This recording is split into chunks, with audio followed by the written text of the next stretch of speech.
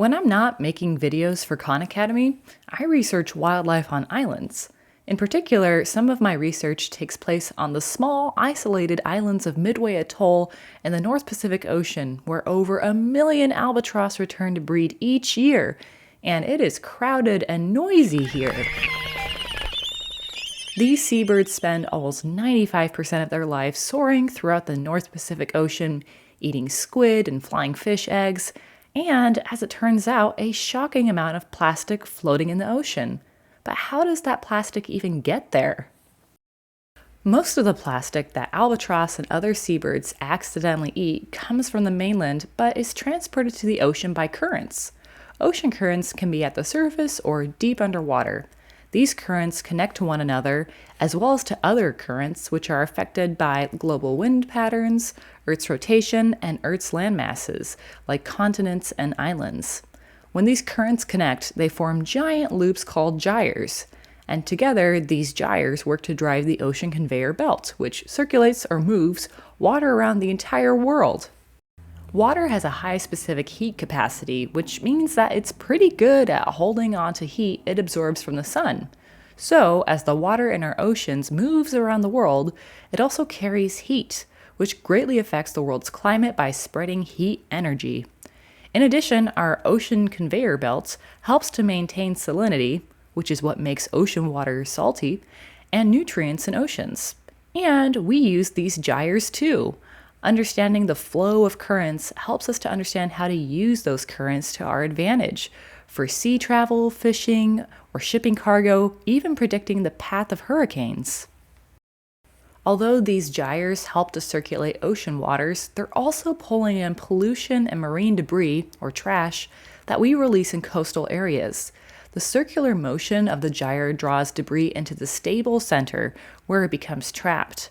You might have actually heard of the Great Pacific Garbage Patch, which is in the North Pacific Gyre.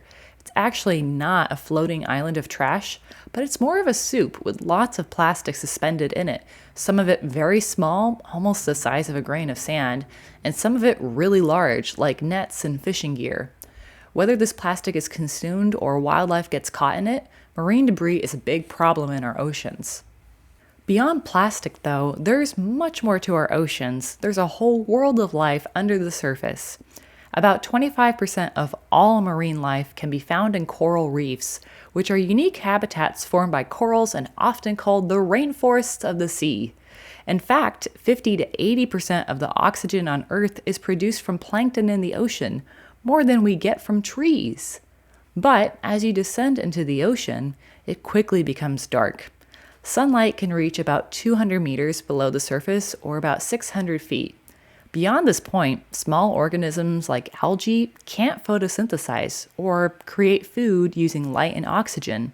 In addition, as you go further down into the ocean, temperatures fall and the pressure increases, and the oceans are deep, like really deep. In some areas, like the Marianas Trench, the ocean can extend for thousands of feet, where the pressure is so great and the temperatures are so low, you can't imagine that anything could survive there, especially since there's no light that can reach these depths. But you'd be wrong. Organisms living in the deep ocean must be adapted to survive under extreme pressure, limited light, cold temperatures, and other factors. Although life is sparse, there is life far deep into the oceans, including scavengers, which eat any carcasses or bodies of dead animals that float down from higher up, like whale carcasses.